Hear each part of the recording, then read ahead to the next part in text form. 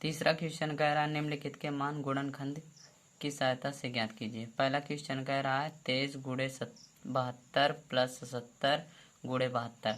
तो देखते हैं दोनों पदों में कॉमन हमारा 72 है, तो 72 हम कॉमन ले लेंगे। तो बचा इसमें क्या 23 प्लस इसमें क्या बचा 77, 72 गुणे 23 और 77 को जोड़ेंगे तो हो जाएगा हमारा 100। 72 का गुणा हम 100 से कराएंगे तो हमारा आ जाएगा 7200। यही हमारा आंसर हुआ। दूसरा सवाल कह रहा है 56 गुणे 25 माइनस 25 गुणे 39 माइनस 25 गुणते 17। तो देखते हैं तीनों पद में हमारा कॉमन क्या है।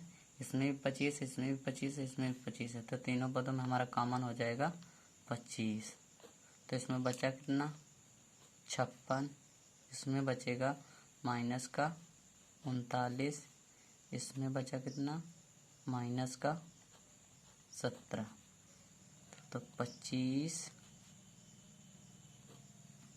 56 ये दोनों माइनस के तो ये जुड़ जाएगा, तो 39 और 17 कितना हुआ 56। तो 25 गुणे 56 माइनस 56 तो बचेगा आपका 0। तो 25 का गुणा 0 से कराएंगे तो आपका आंसर आएगा 0। स्टार्ट।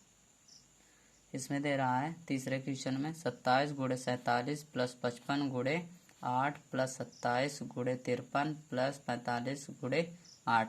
तो इसमें 4 पद है, चारों पद में देखते हैं कॉमन क्या है।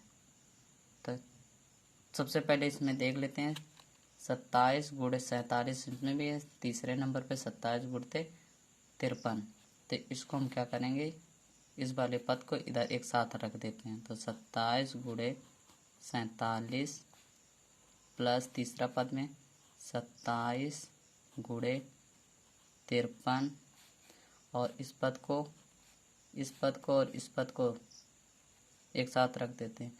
तो 55 गुणे 8 प्लस 45 गुणे 8। अब देखते हैं इन दोनों पदों में कॉमन हमारा 27 है, तो 27 इसमें बचा कितना 47 प्लस इसमें बचा कितना 53 प्लस इन दोनों में कॉमन देख लेते हैं। इन दोनों में इसमें भी 8 है, इसमें भी 8 है, तो इसमें कॉमन हो जाएगा 8। तो बचेगा आपका 55 प्लस 45। तो यहाँ पे 27 इन दोनों को जोड़ेंगे तो जोड़ने पे आएगा हमारा 47 प्लस 53 100 प्लस 8 गुणे 55 और 45 को जोड़ेंगे तो इसमें आएगा आपका 100। 27 का गुणा 100 से कराएंगे तो आएगा 2700 प्लस 8 का गुणा 100 से कराएंगे तो आ जाएगा 800।